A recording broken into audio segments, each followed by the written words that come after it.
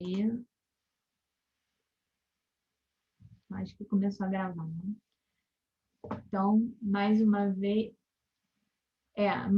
vez eu gostaria de dar as boas-vindas ao professor Gustavo Machado, é professor adjunto do NIDES, né? Faz parte do núcleo de engenharia da UFRJ e está aqui também participando como coordenador do nosso laboratório de Direito Empresarial Internacional Privado. O professor Gustavo também é doutor aqui pela Universidade Federal do Rio de Janeiro e hoje vai dar uma palestra sobre infraestrutura de saneamento, uma abordagem multidisciplinar. Gustavo, se você quiser também aproveitar e explicar um pouquinho como é que funciona a sua unidade, para que os alunos, eventualmente, da UFRJ ou fora da UFRJ também possam ficar sabendo, e também ficarem sabendo que a minha ideia é sempre tentar integrar outros núcleos da própria universidade nos nossos espaços aqui da FNB, que é essa troca. Obrigada.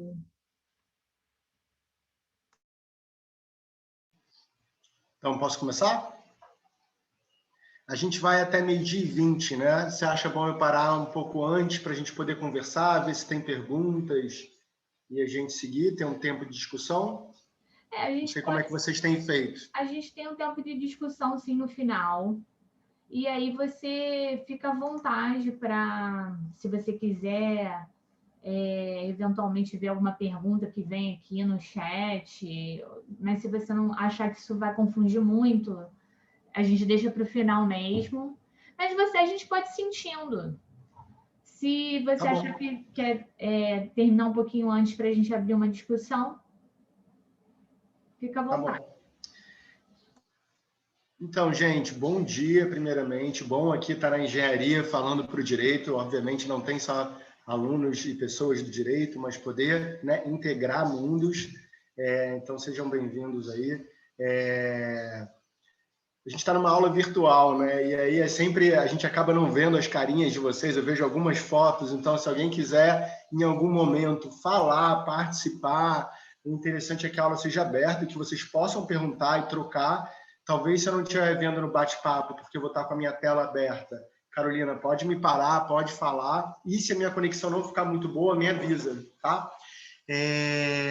Então, quero convidar vocês a virem para a ação e poderem participar. Se vocês quiserem saber a mais, perguntem e a gente vai trocando, tá bom? Me apresentando um pouco, eu sou engenheiro químico, passei pela engenharia ambiental no mestrado e no doutorado foi para psicossociologia.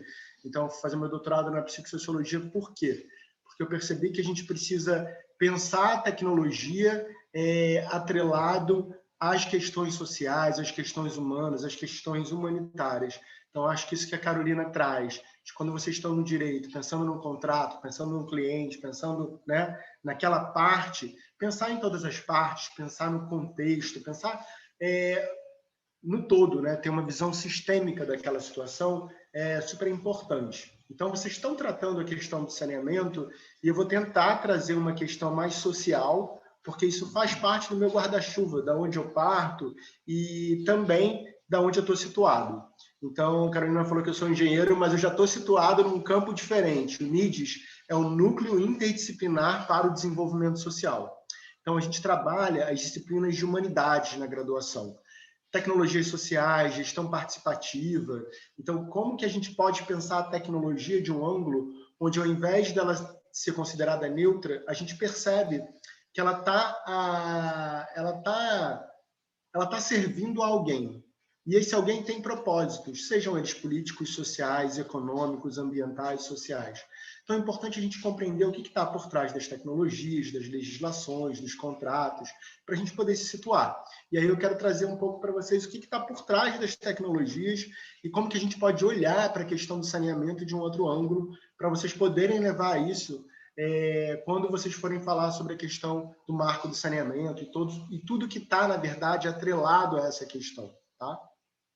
Então, no NIDES, a gente trabalha com as disciplinas de graduação de gestão participativa, tecnologias sociais, trabalho e formação politécnica.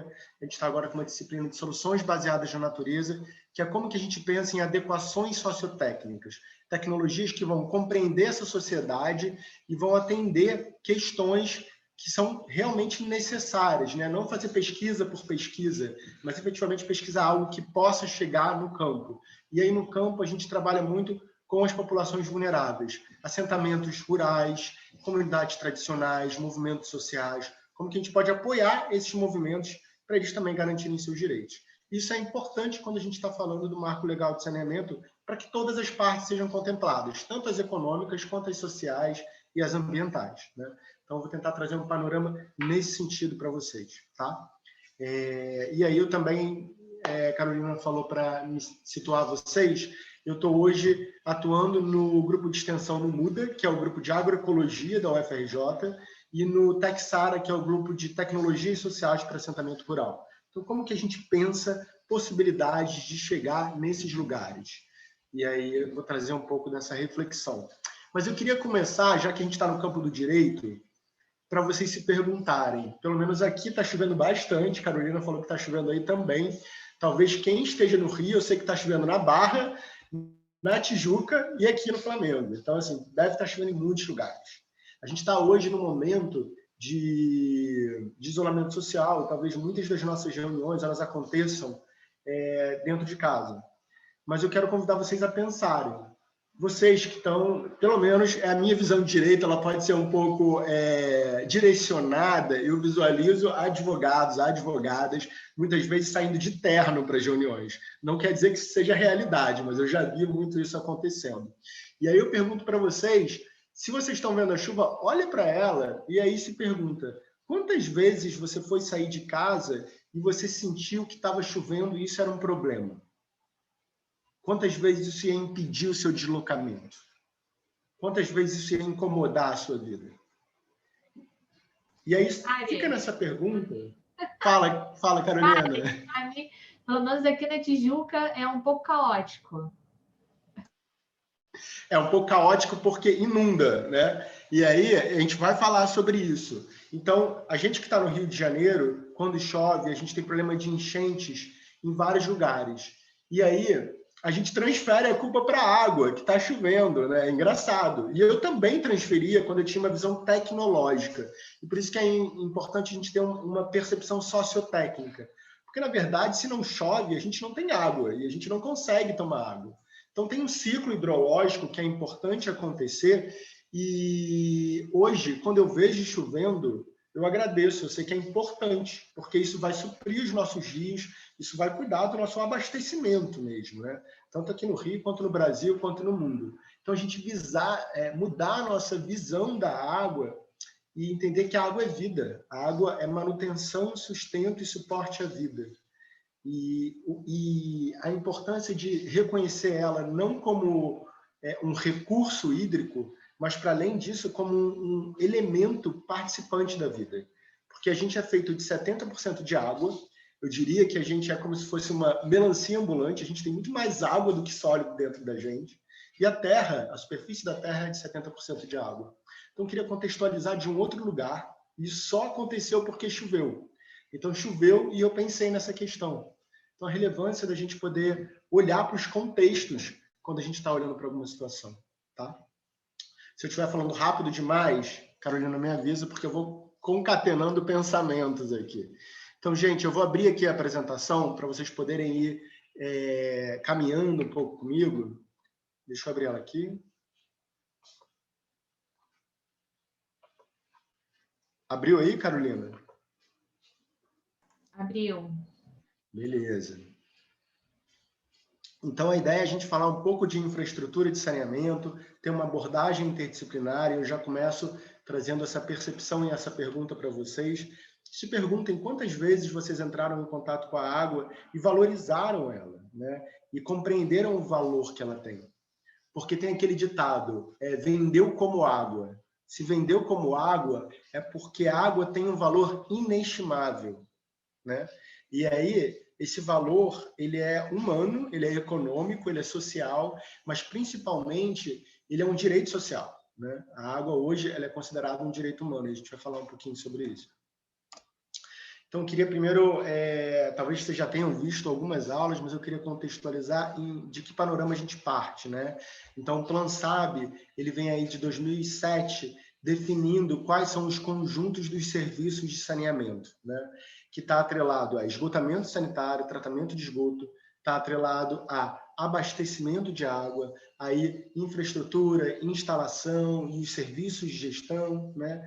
A limpeza urbana e o manejo dos resíduos sólidos e a drenagem das águas pluviais. Isso que você falou aí de sair, Carolina, é isso. Tijuca, Jardim Botânico, alguns lugares começa a chover e a gente sabe que vai encher no Rio de Janeiro, né? E aí, por que a gente sabe que vai encher? Porque a cidade ela foi construída muito próxima da praia, em aterros e em cima dos rios, né? Eu gosto de ressaltar isso. Eu que moro no Flamengo, a gente tem um rio que parte do Cosme Velho e dá, né? Botafogo, Flamengo, que está completamente embaixo da rua. Então é isso que a gente tem feito com as nossas águas, né? Botado ela para debaixo, a importância da gente poder olhar elas. Então, assim, quando a gente está falando de saneamento, a gente tem alguns princípios. Um deles é a equidade, ou seja, que ela é essencial para a redução das desigualdades e garantia de vida para a população, né? Especialmente a população rural. E eu vou falar um pouquinho sobre isso. O princípio da integralidade, ou seja, se avançar no acesso da população em todos os eixos e para toda a população. E da intersetorialidade. A gente não trabalha saneamento sozinho. Saneamento está conectado com a saúde, ele está conectado com a questão social, ele está conectado com a educação. A importância de compreender dessa forma, né? E os diversos setores do saneamento trabalhando juntos. Então, eu queria partir um pouco da questão dos usos da água, porque o que eu vejo são muitas pessoas falando de que a água ela é um recurso escasso. E, principalmente no Brasil, a gente tem bastante água, né? A questão não é se o recurso está escasso, mas se o serviço está disponível para quem e por quem. Isso é mais importante, essa pergunta que a gente tem que se fazer. Então, hoje, para a gente ter um panorama da água do Brasil, a gente tem 67% derivado para irrigação, 11% para abastecimento animal, 9%, 9,5% para indústria, e aí a gente tem para abastecimento urbano e rural, se a gente for juntar, basicamente 11%. Ou seja, para abastecimento humano, a gente tem 11% das águas. Então a gente pode ver que a gente tem muita água no Brasil e que tem água para todos, e que a gente pode construir estruturas para efetivamente a água e o tratamento de esgoto chegar a todos. Então, será que é uma questão técnica ou mais política que a água não chega em certos lugares? E aí, nesse sentido, o Plan SAB, né, ele apresenta a importância de conjugar ações estruturais, que são ações de educação, de mobilização, de participação estruturais de obra, com estruturantes de educação, mobilização, participação, né? Então, a gente compreender que elas estão conjuntas, né? E aí a importância delas para a gente atender as áreas periféricas, as áreas vulneráveis, as populações vulneráveis. E hoje a água já é considerada um direito humano pela ONU. Então, a relevância da gente olhar para esse elemento dessa forma. Um outro ponto que eu queria contextualizar é que na ONU a gente teve aí a Agenda 21, que falava dessas questões sociais, ambientais, que depois veio para os ODMs, os Objetivos de Desenvolvimento do Milênio, e agora a gente tem a Agenda 2030, que tem os Objetivos de Desenvolvimento Sustentável. Então, a ONU discutiu toda uma agenda para atrelar as questões sociais e ambientais e compreender que elas estão integradas e que elas têm que ser cuidadas de formas integradas. Então, a gente tem diversos objetivos de desenvolvimento sustentável para a gente, até 2030, cuidar desses direitos sociais, desses direitos humanos e fazer com que eles cheguem às pessoas em todos os lugares, de forma global e local. Então, quando a gente olha para o ODS 6, ele é água potável para todos e tratamento de esgoto para todos, né? E a gente precisa ver esse ODS atrelado aos demais. Assim, eu trago 3 aqui para vocês verem essas correlações, que é o ODS 3, saúde, o ODS 4, educação, e o ODS 11, cidades e comunidades sustentáveis. Então, como que todos eles são transversais, intersetoriais, interdisciplinares, assim como a gente está aqui no campo do direito falando de tecnologia e questões humanitárias. Então, assim, nesse sentido, eu trago essa frase: nenhuma medida poderia contribuir mais para reduzir a incidência de doenças e salvar vidas no mundo em desenvolvimento do que fornecer água potável e saneamento adequado a todos. Então, o que se diz é que quando a gente investe R$1 em saneamento, a gente economiza R$4 em saúde. Já tiveram algumas pesquisas que confrontaram e apresentaram e corroboraram com esses dados, né? Então, a relevância da gente atuar em saneamento. Mas, muitas vezes, por questões políticas, o que se diz, né, é que saneamento é uma obra que não se vê, ela está debaixo da terra, e aí as pessoas muitas vezes não valorizam. E, na verdade, é um direito social que faz uma grande diferença na vida de todo mundo. Então, assim, nesse panorama, a gente percebe que na área rural, normalmente, só 5% dos domicílios tem rede de coleta de esgoto, 28% tem fossa séptica, que é um sistema mínimo mais adequado, né? E, basicamente, 66,5% descartam em sumidouro, que é simplesmente ter um buraco onde percolam, ou diretamente a céu aberto. Ou seja, grande parte das nossas áreas rurais, das nossas áreas periféricas, que é exatamente onde estão grande parte das populações vulneráveis, elas não têm acesso a saneamento e a água de qualidade. Então, eu queria trazer uma relação aí de saneamento no Brasil, para a gente poder olhar um pouco para esses dados, né? Por exemplo, na região sudeste, a gente tem 91% de abastecimento de água e 79% de coleta de esgoto, né? Na região norte, a gente tem 57% de abastecimento de água e 10% de coleta de esgoto. Então, como que é muito dispar esses dados? E mesmo assim, esses dados, eles não refletem a realidade. E aí, o que eu quero dizer com isso? É importante a gente trazer para um panorama real. Por exemplo, no Rio de Janeiro, hoje o que se diz é que a gente tem uma cobertura, eu não sei como está agora, entre 86% e 90% de água potável disponível canalizada. Mas será que essa água potável disponível canalizada, ela chega efetivamente o tempo todo, 100% do tempo, para toda a população? Vocês acham que essa água chega de forma uniforme para todos? Vou trazer o contexto do Rio de Janeiro, porque a gente está no contexto da UFRJ, né? Então, assim, nesse sentido, trazer um panorama, a nossa água está sendo canalizada em Guandu, no Rio de Guandu, né? E ela é canalizada para todo o Rio. Grande parte da água, a maior parte da nossa água vem do aquífero de Guandu, que está fora do município do Rio de Janeiro. E ela atende a Zona Sul do Rio de Janeiro uniformemente, 100% do tempo, o tempo todo. Mas, nas favelas, nos grupos periféricos, muitas vezes essa água ela chega por horas, às vezes fica 3 dias sem chegar, e tem municípios do lado da estação Guandu que não recebem a água. Então, assim, isso é uma questão econômica e política, né? Quem paga a água, quem paga por esse serviço, recebe. E muitas vezes quem não tem como pagar fica sem receber o serviço. E quando a gente está falando do marco legal, é importante a gente falar dessas questões para saber como que sim, vai se cuidar das questões econômicas, mas vai se cuidar dessas populações também, tá?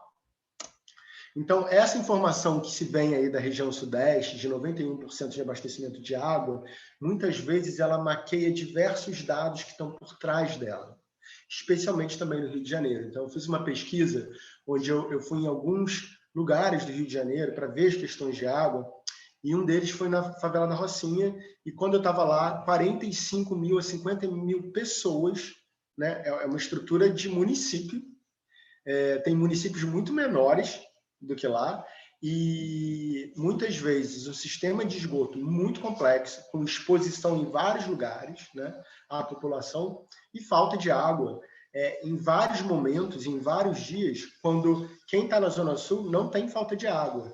Então, eu faço essa pergunta para vocês Quantas vezes você ligou, abriu a sua torneira e saiu água? E você deu isso por normal e natural? Então é importante a gente, quando abrir a água, saber que tem muitas pessoas que estão abrindo a torneira e que não está chegando nada, ou que nem torneira elas têm. E aí é importante a gente colocar esse sapato, né, o sapato do outro, e compreender como que a gente pode cuidar dessa situação também.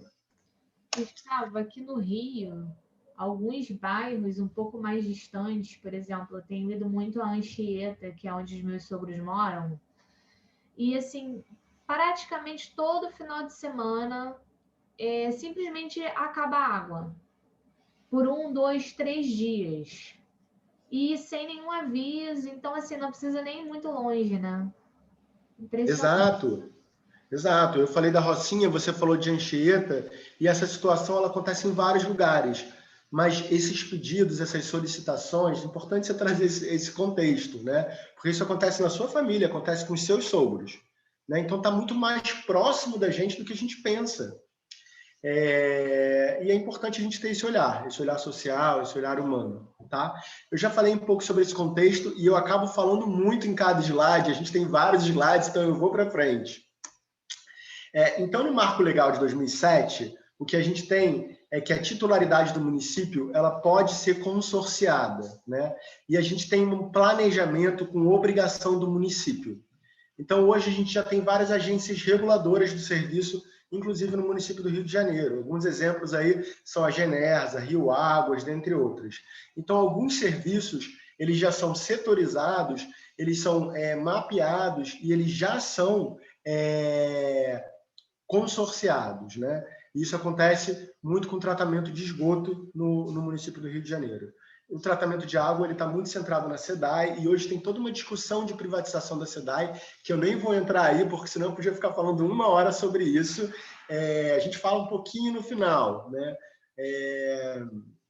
Mas todos esses pontos, eles falam um pouco desse marco legal, e não desse, do PRO, né, de agora, e de como que a gente precisa compreender tudo que está por trás do que está sendo definido.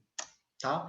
Então, assim, se a gente olhar tecnicamente para essas questões, os objetivos do tratamento de esgoto, eles são basicamente a gente cuidar dos parâmetros físicos, dos parâmetros químicos, dos parâmetros microbiológicos, para tratar essa água e poder descartar ela adequadamente. E quando a gente olha para isso, é importante a gente entender que tem níveis de tratamento preliminares, né, para tirar os sólidos grosseiros, primários, para decantar e para tirar sólidos primários. Depois, o tratamento secundário, que muitas vezes é biológico, com micro-organismos, bactérias, né, para tratar esse esgoto e ele está pronto para descartar.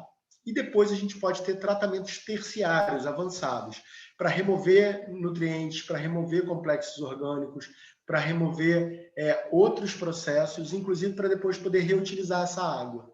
Então, assim, eu não acho que vale a pena eu falar de todas as tecnologias disponíveis, porque são inúmeras, né? Mas eu vou trazer alguns exemplos do Rio de Janeiro. Então, o que eu quero dizer para vocês existem diversos caminhos tecnológicos, diversos processos. Todos eles tratam adequadamente. Então, a questão não é falta de tecnologia. Tecnologia nós temos. A questão é como que a gente está utilizando essa tecnologia e como que ela está chegando, tá? E aí também uma outra com relação aí, normalmente, numa ETE, numa extração de tratamento de esgoto, a gente vai ter uma remoção de materiais grosseiros, que vão remover areia, sólidos grosseiros e vai para o aterro. A gente tem a remoção de materiais flutuantes, que também vai para o aterro. Depois a gente tem a degradação dos compostos carbonáceos, da matéria orgânica, tá? Que gera um lodo biológico, ou seja, uma matéria orgânica condensada. E essa matéria orgânica ela pode retornar ou ela pode ser adensada. E depois a gente remove os nutrientes, indo para a desinfecção e podendo descartar no corpo receptor. Ou podendo ter um outro tratamento para reuso, para a indústria ou outros usos, né? E aí eu quero trazer um pouco os nossos panoramas, da onde que a gente parte, né, no Rio de Janeiro, para a gente ter um contexto, botar o nosso chão, o nosso pé no chão em algum lugar para a gente poder discutir. Então, assim, hoje no Rio de Janeiro, a gente tem outras fontes de captação de água, mas a gente tem a estação de tratamento de água em Guandu, como eu falei, ela está fora do município do Rio de Janeiro, no estado do Rio de Janeiro, e ela é considerada, no Guinness também, a maior estação de tratamento de água do mundo. E aí eu pergunto para vocês, isso é positivo ou negativo? Só para vocês se perguntarem. Né? Numa aula física, normalmente a gente ia discutir um pouco esses pontos. Então, assim, é positivo e negativo. É positivo porque a gente tem a maior, então a gente tem um sistema muito bom. Mas e se acontece algo naquela captação? O que acontece com a água de todo o município do Rio de Janeiro e dos municípios adjacentes, que também recebem essa água? E aí um caso importante é a questão da geosmina. Né? A gente passou pela geosmina e muitas pessoas consumindo uma água que não estava com uma qualidade adequada e outras pessoas tendo que consumir água mineral comprando água. Né? Então, quando a gente tem qualquer interferência na nossa única fonte de água, única não, mas nossa fonte majoritária de água no Rio de Janeiro, isso afeta todos. Então, a importância da gente compreender. Né? E aí eu já falei disso, mas para vocês verem um mapa, aonde está a estação de tratamento de água, onde está a localização dela, né? E todas as áreas que ela serve.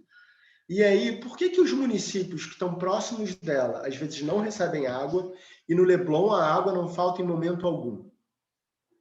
E na Zona Sul a água não falta em momento algum.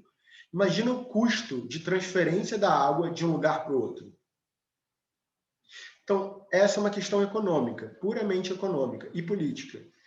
E aí é importante a gente poder falar dessas questões. Você fala disso de Anchieta, né, Carolina? É isso. A água não chega de forma 100% em vários lugares. E é importante falar sobre esses pontos. Então, eu questiono em muitos momentos a atuação da cidade não conseguir suprir todas as áreas de forma adequada, e muitas vezes as favelas e os grupamentos periurbanos, mas assim, se a gente privatiza a SEDAI, será que isso melhora? Será que isso complexifica? Porque, na verdade, o que acontece é que as privatizações, normalmente, elas acontecem para se servir das áreas que pagam. E quem não paga, muitas vezes, acaba não tendo acesso a esse direito. E aí é essa contextualização que eu queria trazer para vocês. E aí, um outro ponto que é um pouco... É uma reflexão aí, são os emissários submarinos. A gente tem alguns emissários no Rio de Janeiro, né? A gente tem o emissário de Ipanema, a gente tem o emissário da Barra. Então, eu acho engraçado quando eu fui fazer a pesquisa na Rocinha, ele falou, as pessoas excluem a gente, mas o nosso esgoto vai para Ipanema. Então, é isso. Tem uma derivação ali, todo o esgoto da Rocinha, eles ficam expostos pelo esgoto, mas esse esgoto é captado, passa por um tratamento preliminar para remoção de sólido grosseiro e ele é bombeado para ser direcionado para o esgoto da Zona Sul. Só para a gente entender que o emissário, ele bombeia diversos esgotos e ele descarta isso no mar. Esse não é um tratamento inadequado, tá? Ele está na legislação, ele é adequado, tem uma distância para ser descartado, mas há várias controvérsias. Por exemplo, o emissário de Ipanema, ele é muito antigo, e na época ele era muito moderno e muito bom.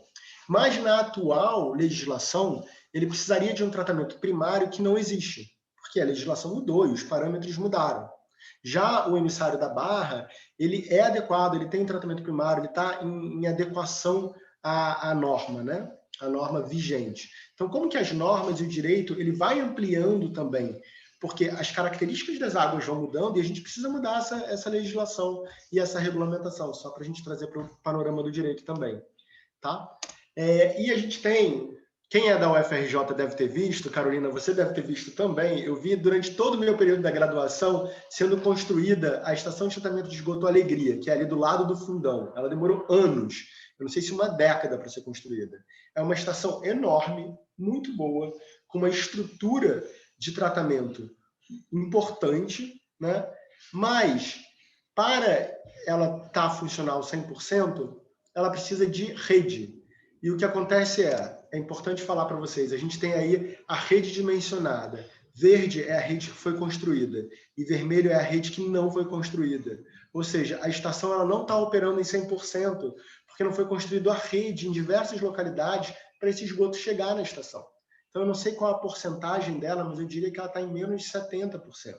Ou seja, a gente gasta um dinheiro, né, público para uma instalação grande, e não constrói a ramificação para chegar lá.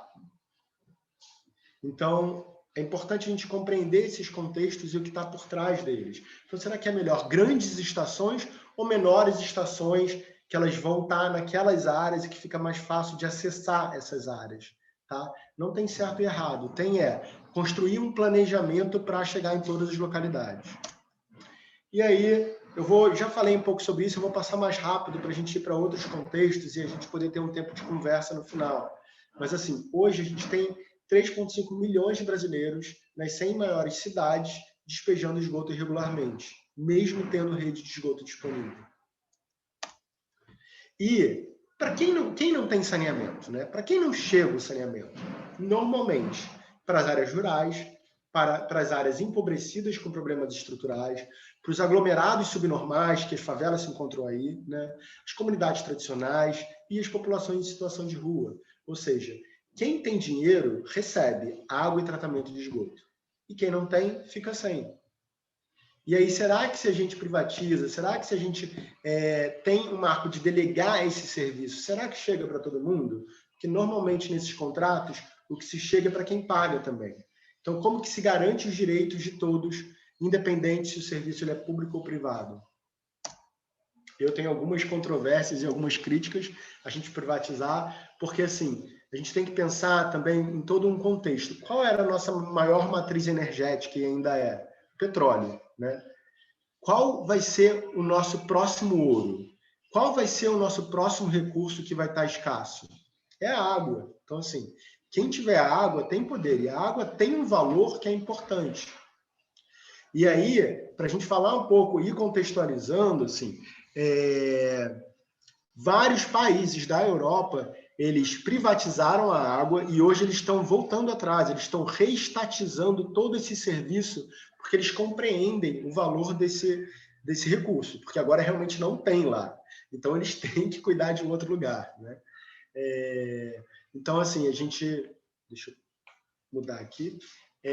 A gente tem hoje, no contexto urbano, mais ou menos 11,42 milhões de pessoas morando em favelas, em agrupamentos subnormais, 2 milhões de pessoas apenas na cidade do Rio de Janeiro, e aqui está a Rocinha com aproximadamente 69 mil pessoas, mas quando eu fiz a minha pesquisa eu vi entre 45 e 50 mil, então esse é um número que ele não é muito claro ainda, tá?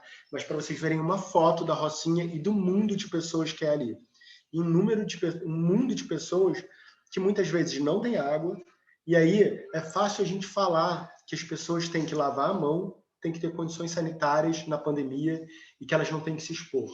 Como falar isso para pessoas que não têm direito à água? Você tem que lavar a mão e você tem que se higienizar, mas você não consegue comprar álcool e não tem água. Então, assim, para a gente poder compreender um pouco nossos contextos, né? E aí, para a gente ver aí no meio urbano, muitas vezes, não ter o serviço, a gente tem questão de resíduo, questões de descarte de esgoto inadequado. Isso em populações nos grupamentos subnormais, mas também em várias casas aí do Horto, em várias casas que estão próximo do rio, com descarte inadequado. Então, isso não é uma questão só dos grupamentos subnormais. Então, eu quis trazer um pouco desse contexto. Eu vou passar do meio rural, a gente já falou, e aí eu queria trazer um pouco essa reflexão. Será que a gente respeita as águas quando a gente canaliza os rios? Porque a gente direciona essas águas, a gente põe elas para debaixo do chão e a gente reclama quando o rio enche e a água sai. Na verdade, a água só está pedindo para a gente, cria um espaço para eu passar. Eu preciso de uma rua para mim também, né? E aí, a gente cria uma rua menor para ela, a gente não dá espaço para ela passar e reclama quando chove. Então, será que a gente respeita as águas quando a gente descarta o nosso esgoto sem tratar ele, sem cuidar dele? E aí eu queria trazer essa reflexão. O que é desenvolvimento para vocês? Então, essa imagem que está aí é de uma cidade em que o rio era canalizado, e aí eles perceberam a importância de revitalizar. E aí eles voltaram para o curso natural do rio. Então, a gente pode ver aí um lugar de restauração e onde a água ela tem espaço para ir e vir. Ou seja, se chover, a água tem espaço para transbordar e não chegar na cidade. Essas são tecnologias que elas estão atreladas às soluções baseadas na natureza. Ou seja, a gente poder fazer soluções que vão dialogar e conversar com a natureza para que possa ser sustentável, para que possa ser saudável, tanto para as pessoas quanto para a natureza. Então, a gente está atrelado com o conceito de que desenvolvimento é crescimento, é econômico, é ir para frente, né? É sempre estar expandindo. E aí eu queria trazer uma outra etimologia da palavra para vocês. Envolvimento é a gente se envolver. E quando a gente traz desenvolvimento, a gente deixa de se envolver com algum ponto. Então, quando a gente só cuida do desenvolvimento econômico, a gente deixa de se envolver muitas vezes com as questões sociais e ambientais. Então, será que quando a gente está nessa jornada de desenvolvimento econômico, a gente não está deixando de se envolver com a natureza e de ouvir o que precisa para cuidar dela, de ouvir o que precisa para cuidar desses recursos naturais, porque sem eles a gente também não tem como viver? Então, são essas pontes aí de costura que eu queria trazer para vocês. E aí, para a gente entrar um pouco na questão do marco legal, para a gente falar um pouco das questões de saneamento, com esse preâmbulo enorme que eu fiz, vocês vão discutir mais essa temática lá para frente, e vocês vão discutir as questões de direito, que para mim tem pessoas muito melhores do que eu para falar. Eu acho que eu posso trazer um panorama mais guarda-chuva mesmo, no meio da chuva. A gente entender que hoje a falta de água, ela traz questões de contaminação, de insegurança e de empobrecimento e adoecimento. Então, o que acontece é que a gente tem fontes gratuitas e essas fontes, normalmente, elas têm qualidade duvidosa. E a população, no Rio de Janeiro, inclusive, tá? Em vários lugares, ela coleta essas fontes de água, desculpa, de lugares duvidosos, que não têm análise, e muitas vezes elas estão se contaminando. E essas fontes não têm tratamento. E aí tem outras formas de captação de água, né? Então a gente tem aí também o custo de água pela rede. Normalmente o custo de água tem aí, se ele está entre 2 e 4 reais, 1.000 litros, ele tem 0,004 reais o litro. Se a gente olhar o custo da água mineral, 1,5 reais o litro. E se a gente for olhar para o custo da água por caminhão-pipa, 0,2 reais o litro. Então, sim, a água é um mercado. Hoje, a água ela é olhada economicamente e, às vezes, se produz escassez para se vender a água por um custo maior. Então, é importante que, se vai falar de divisão de serviço de água, que se vai se falar de contrato, é importante também cuidar do usuário, de quem vai receber essa água. Será que esse valor ele vai se manter o mesmo? Será que ele vai cuidar da qualidade de vida e do bem-estar dessa população? Porque em muitas vezes onde a privatização aconteceu, especialmente em municípios pequenos, municípios menores, o valor da água aumentou muito. Então é importante todo esse contexto e essa discussão. E aí, só trazer um contexto aí, eu estou na UFRJ, mas venho de uma conexão com a Fiocruz, com a Escola Nacional de Saúde Pública, da Fiocruz, onde eu estou fazendo o meu pós-doc, e aí a gente tem uma correlação aí da população branca e da população preta e parda. Então, assim, para a gente entender que sem abastecimento de água, a gente tem aí uma questão branca de normalmente 38% e uma questão negra e parda de 62%. Então, toda a questão da desigualdade social, da desigualdade na educação, ela também se rebate na questão com relação ao acesso à água e tratamento de esgoto. Então, são reflexos e espelhos de exclusões sociais que a gente percebe no nosso sistema. E aí o novo marco regulatório, né? O novo marco regulatório, ele vem aí de julho de 2020, no ápice da pandemia, no momento em que está tudo desestabilizado, socialmente mesmo, né? Individualmente, humanamente. E aí um marco regulatório, ele é aprovado nesse período. E aí, será que ele foi definitivamente discutido? Alguém quer perguntar alguma coisa? Eu vi um microfone abrindo. Eu acho que abriu sem querer. Eu fui olhar aqui e vi algumas perguntas, depois eu posso comentar aqui, tá bom? E aí a Gabriela falou que falta água em Jacarepaguá e não falta na Barra.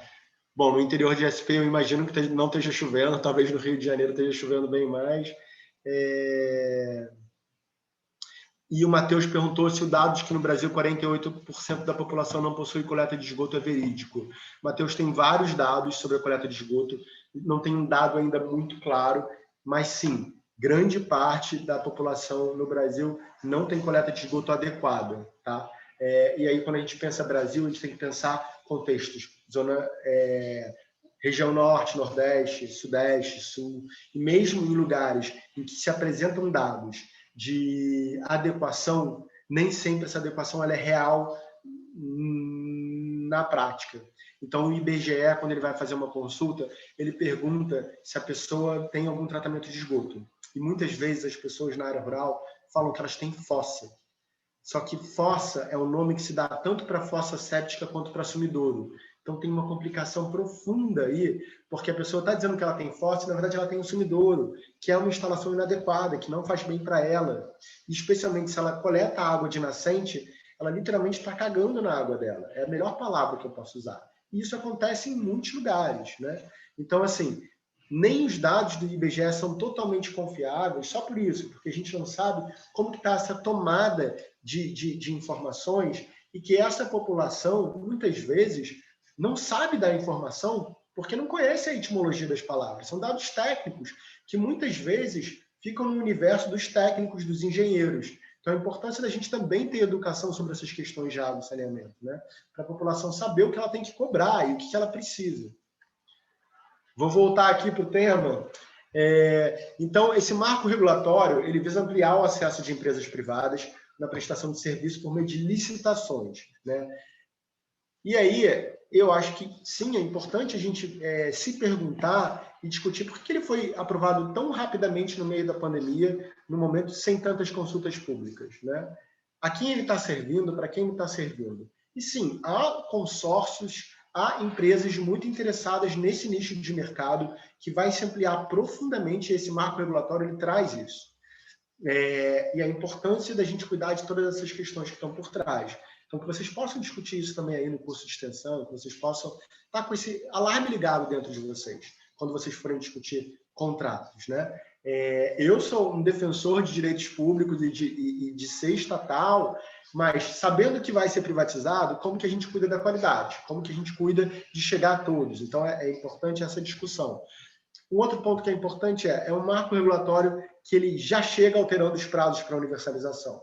A universalização era 2030 e ele já amplia, ele já aumenta e ele já fala que não vai ser feito, mesmo privatizando, né, mesmo com licitações, não vai ser feito até 2030.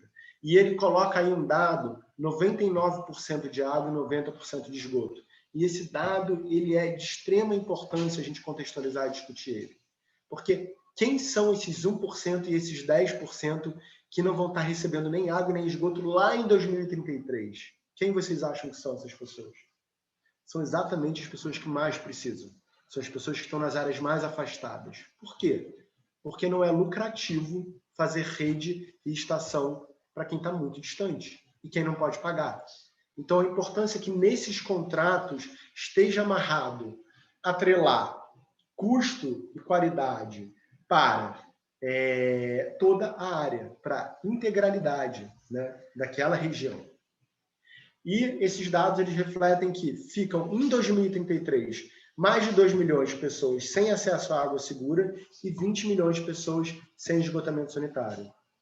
Tá? E ainda prevê mais 7 anos em casos excepcionais. Ou seja, tem muitas excepcionalidades muito bem colocadas num contrato e num marco para se cuidar do filé mignon. O filé mignon é o que dá lucro.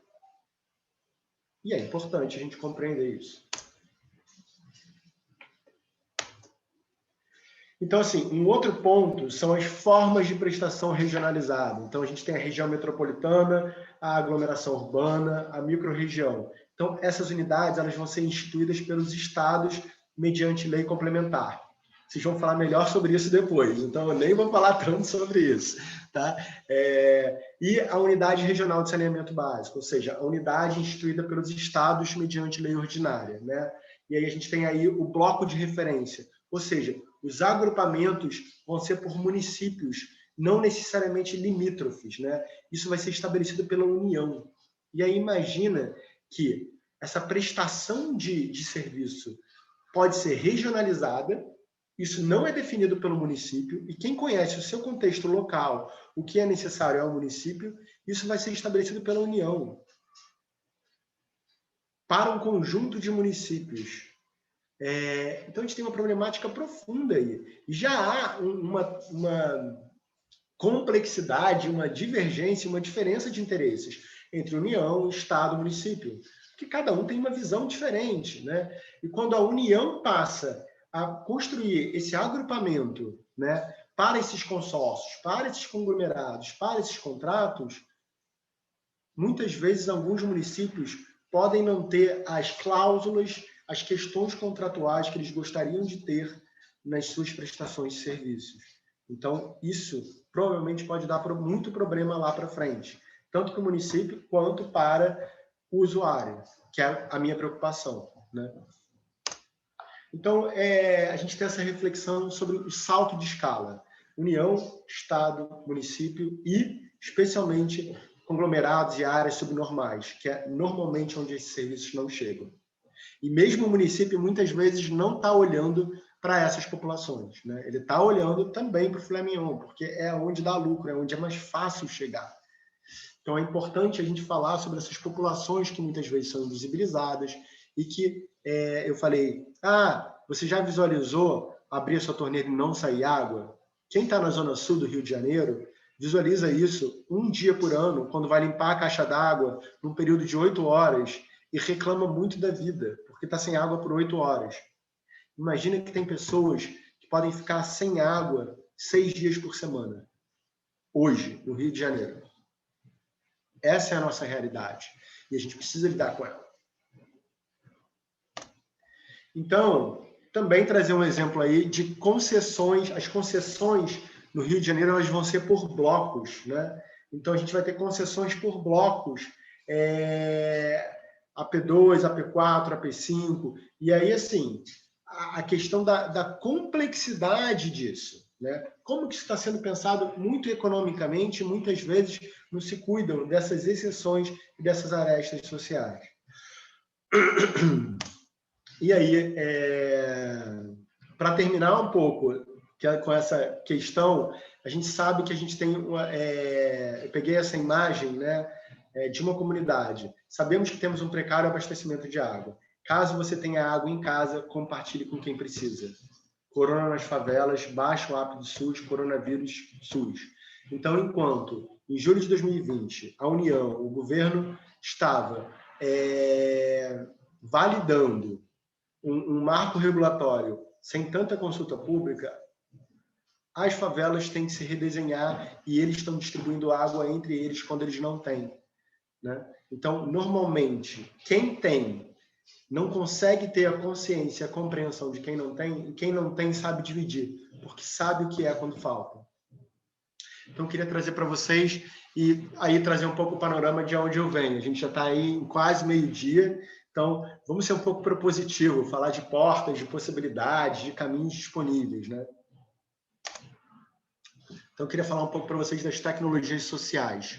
O que são tecnologias sociais? São tecnologias que se adequam às pessoas, que são construídas junto com elas, que têm participação social, né? Então, o desenvolvimento de tecnologias que ouçam os contextos locais, que perguntem para essas pessoas o que elas precisam, como elas precisam, e que desenvolvam as tecnologias com elas. Então, há toda uma linha contra-hegemônica de pesquisadores, de gestores, que falam de tecnologias diferentes, que elas vão efetivamente terem mais efetividade porque elas conversam com esses territórios. Então, o tempo é diferente, mas é possível.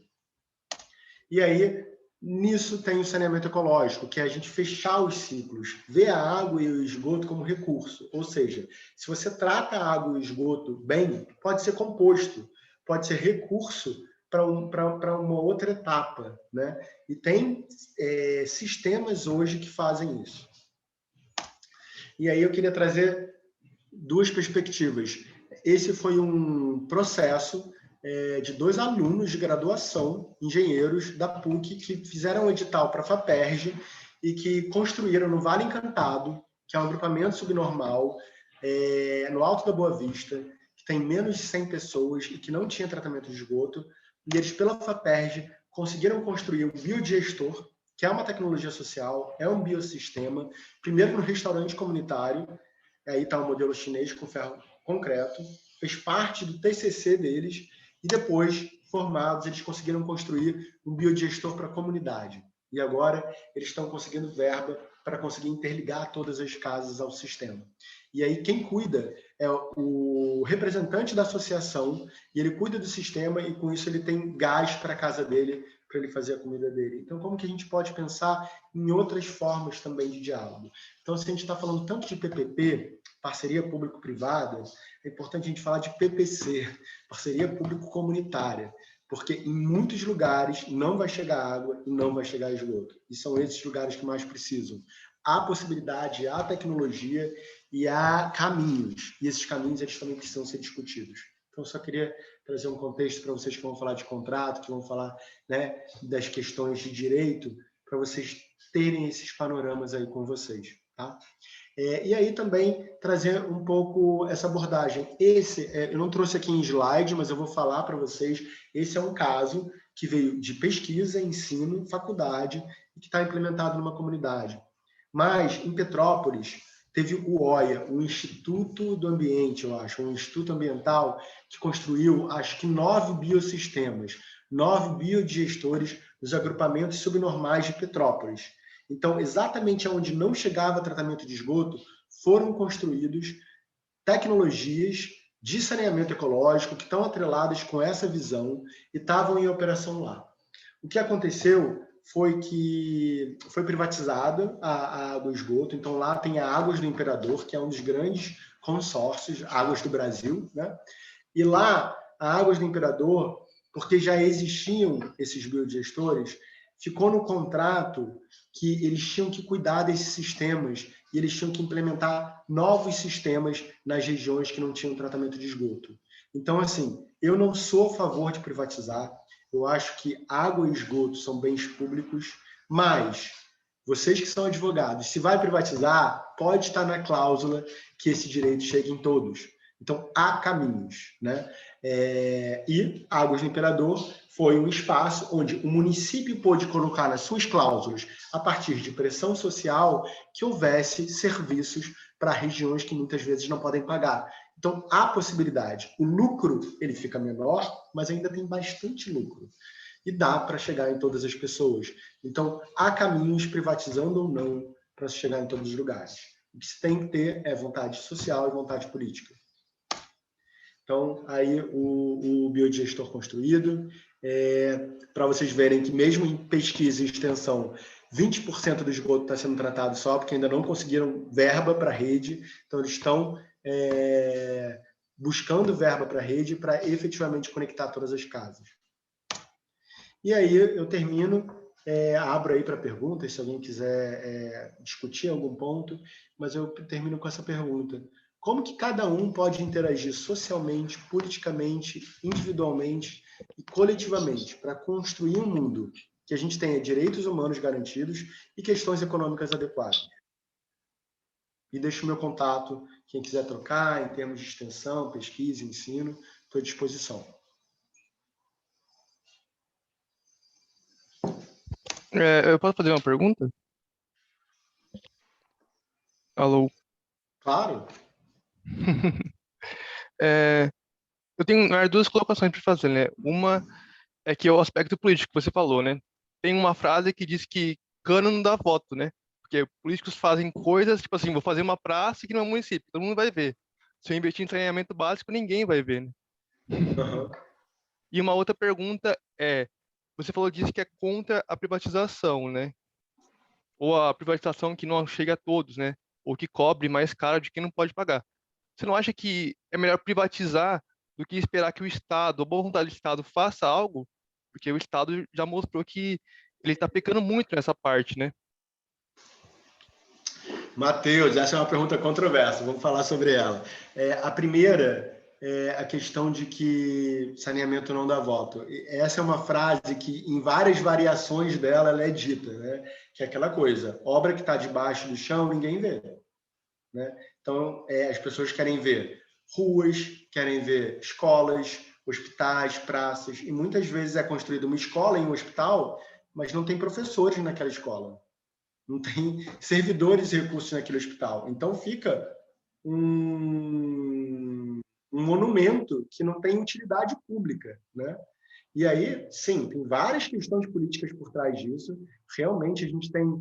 Aí eu iria, vocês que estão no direito, para todo um panorama que a gente continua sendo colônia, né? A gente continua num ambiente em que a gente maqueia muitas ações e a gente efetivamente não cuida do que está por dentro. E o saneamento é mais um espelho disso, né? Não se cuida do... E aí é isso, não se cuida, inclusive, da rede. Ou seja, você constrói uma grande estação de tratamento, mas não constrói a rede para o esgoto chegar lá. E aí não faz sentido, né? Então, mesmo as estações são construídas estações, que nem os hospitais, mas se não chega o esgoto, não tem porquê. Então, sim, concordo com você, é uma vontade política, e também, vocês que estão no campo do direito, é importante entender que há uma vontade política passar um marco regulatório em julho de 2020, no meio da pandemia, no ápice da pandemia.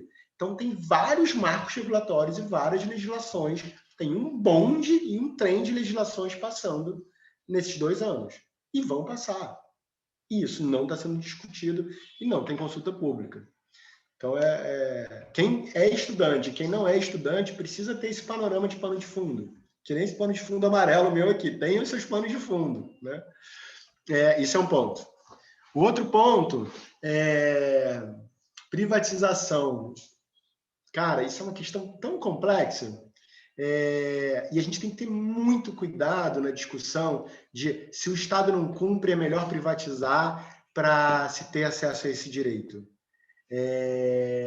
Porque o que acontece é a privatização ela não está aí para dar direito a todos. A verdade é essa.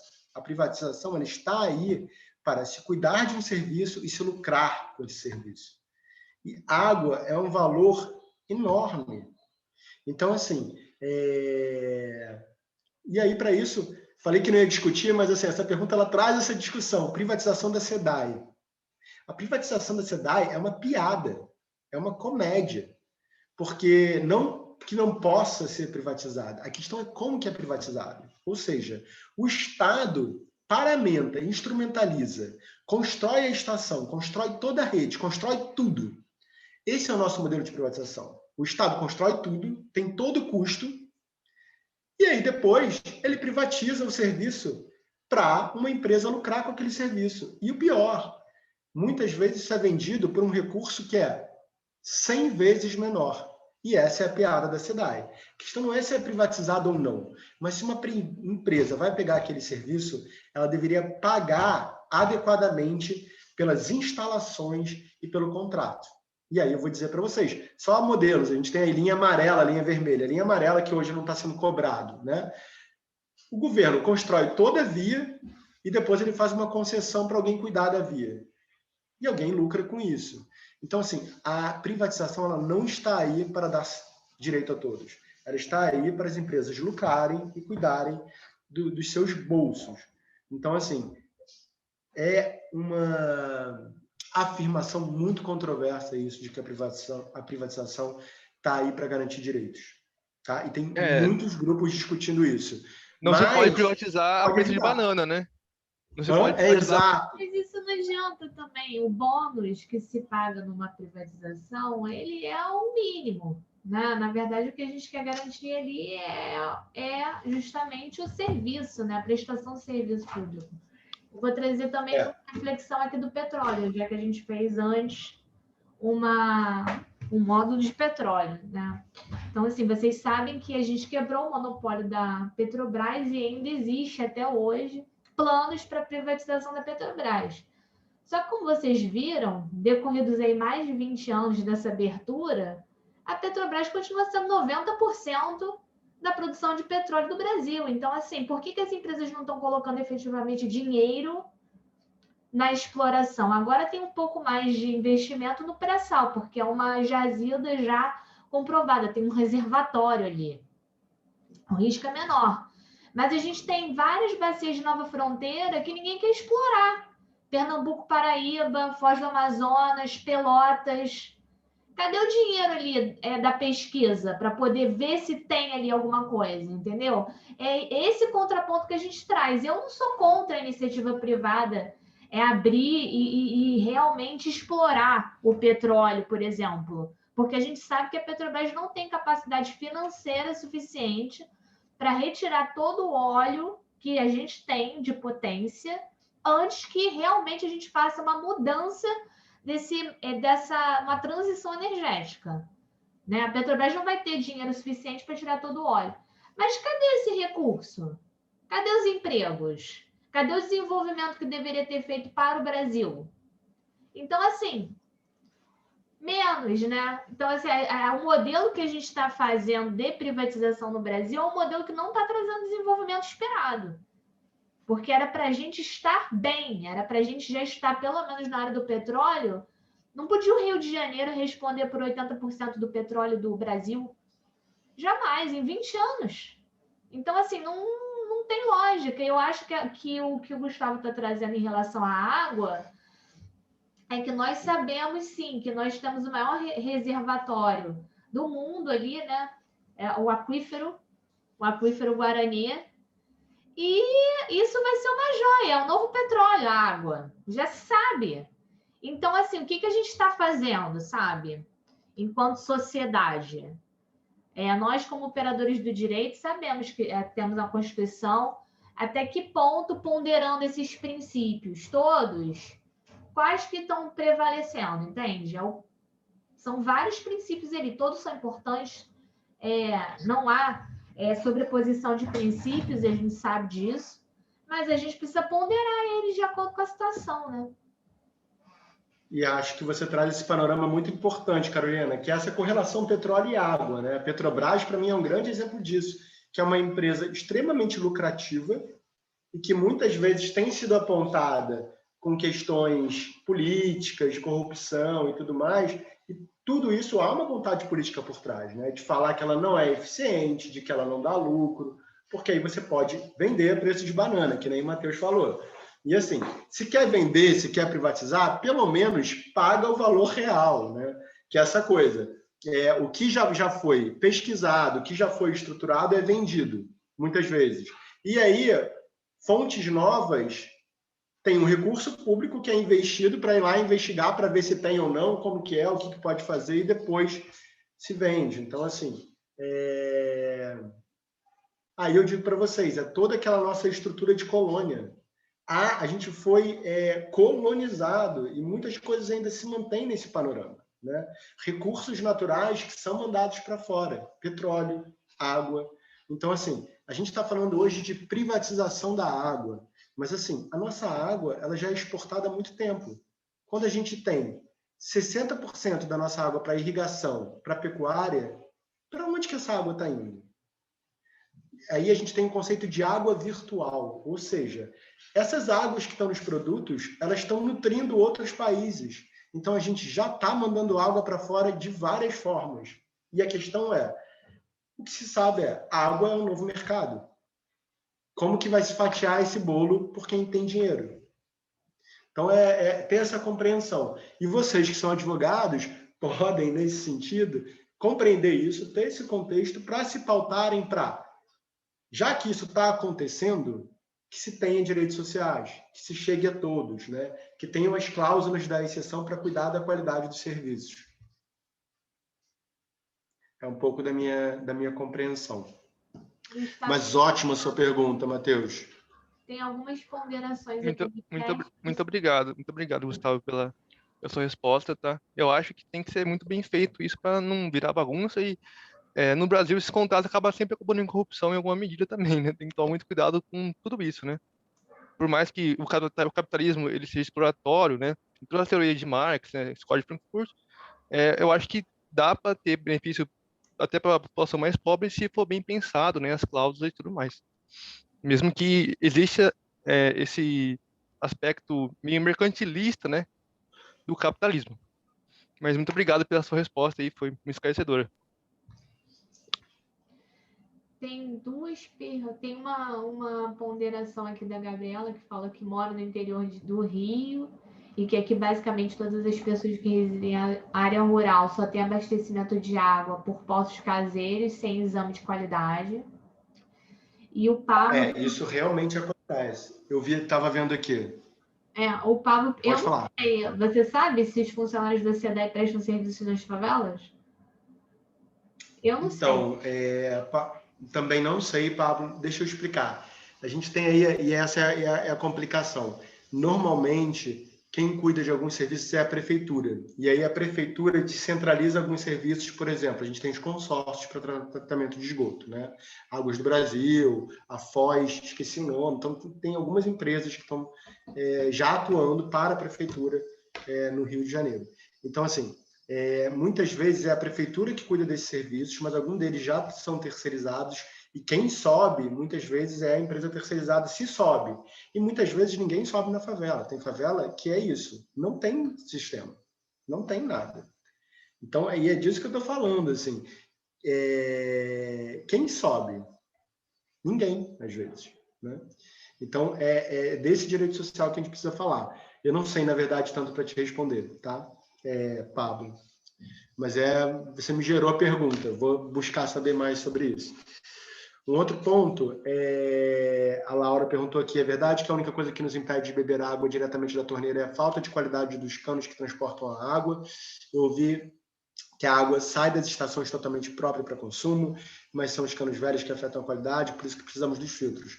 Sim, a água ela sai própria para consumo, a água tratada pela SEDAI, que sai de Guandu, é própria para consumo, é muito boa. Às vezes, a gente pode consumir água direto. Então, na verdade, a gente teria que testar e aferir em casa. E tem muitos lugares que, sim, a tubulação é antiga. Inclusive, tem prédios que ainda tem tubulação de ferro, né? Que, assim... E aí, sim, vai passar ferrugem, vai passar diversas coisas. Então, o filtro ele vem para filtrar essa água na distribuição. Imagina que o nosso tratamento de água está em Guandu, ele está fora do município do Rio. Imagina o tempo de condução dessa água para chegar na sua casa. É enorme, né?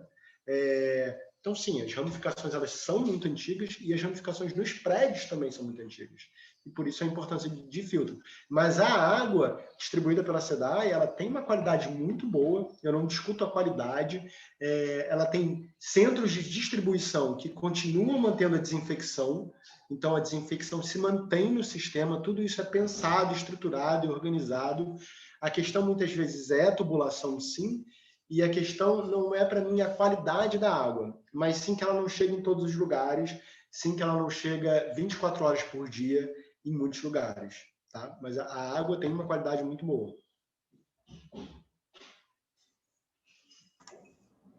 Acho que não temos outras perguntas. Estamos aqui pontualmente no nosso horário. Bom, eu adorei a palestra, muito obrigada. Queria deixar aqui mais uma vez que eu adoro essa abordagem multidisciplinar, dá um frescor para todas as discussões de direito pesadíssimas que nós temos. Eu acho que sem essas abordagens eu nem seria professora de direito, porque eu acho muito pesado. Então, eu sempre nas minhas aulas vou buscar essa abordagem. Eu acho que ela é muito importante para a vida profissional e acadêmica. Tanto da gente conversar com vocês e trazer a nossa visão, né, do que a gente está olhando, de como a gente foi treinado nessa faculdade de Direito, né? Na faculdade de Direito a gente é treinado para ver problema. Então, a gente vê problema em tudo. Às vezes, a gente não vê solução. E trazer essa visão que vocês têm de outras faculdades, né? Principalmente de engenharia, por exemplo, que tem ali a solução, que vamos solucionar este problema. É muito refrescante para que a gente também pense em outros arranjos possíveis dentro dessa estrutura, né? Que possamos estar todos juntos para melhorar a nossa sociedade. Que bom, Carolina. Bom tá aqui com vocês. É bom a gente poder construir essas pontes. Direito e engenharia, a gente na engenharia está construindo essa questão de engenharia social, né? Como que a gente traz, e a gente precisa acho que de uma universidade que seja mais humana, trabalhe mais com extensão, trabalhe mais com problemas e soluções reais. Então, que bom que a gente pôde trazer um pouco dessa contextualização aqui. Agradeço aí a disponibilidade de vocês. Qualquer coisa ficou à disposição, que a gente possa trocar mais nesse campo. Acho que a UFRJ ela tem que trocar mais nas caixinhas, né? As caixinhas têm que conversar mais. As caixinhas têm que conversar mais. Vamos fazer mais encontros. Tá Maravilha. bom, Gustavo? Obrigada. E é isso, pessoal. Um bom final de semana. Falar para você parar de gravar, lembrar de parar de gravar, senão você pode perder o arquivo. Vou gravar. Na próxima aula, a gente vai ter a Luciana e a Caroline, e vão tratar justamente do novo marco regulatório aí do saneamento, e eu acho que vai ser bem proveitoso, tá bom? Então, quarta-feira não percam. Você pode mandar os slides, Gustavo? Posso mandar. Eu estou devendo alguns... Mando para você e você disponibiliza. Isso. Pode ser? Pode. Eu estou devendo alguns slides, mas eu vou colocar lá em breve, tá? Então tá, gente. Obrigada. Vou parar a gravação.